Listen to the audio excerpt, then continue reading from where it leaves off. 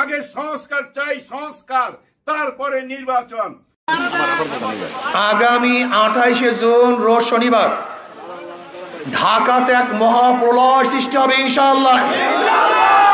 সংস্কার চাই, সংস্কার চাই।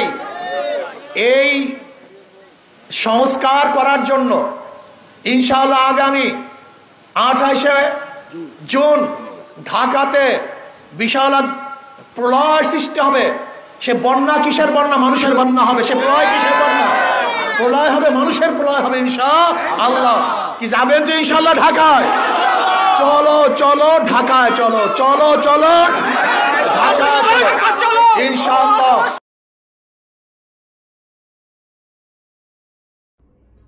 আসসালামু আলাইকুম।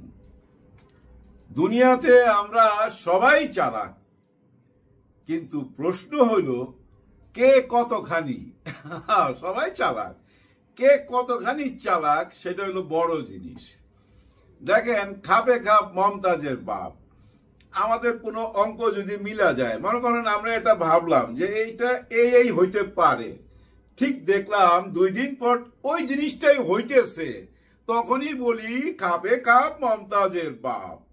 পিনাকি ভট্টাচার্য এবং ইলিয়াস হোসেন সাহেব যখন অভিযোগের তীর ছুঁড়া মারল যে আপনি রয়ের এজেন্ট, আপনি মেঘালয়ে আরাম আয়েশের জীবন যাপন করছেন, মেঘালয় থেকে আপনি আমাকে টেলিফোন করছেন এবং ওইখানে লুঙ্গি পয়রা বিশেষ কিছু মানুষের সাথে মিটিং করতেছেন, এরকম অনেক কিছু সামনে তুইলা যখন ধরলো, ঠিক তখনই উনি অপরাধ ট্রাইব্যুনালে গেলেন বিচার দিতে।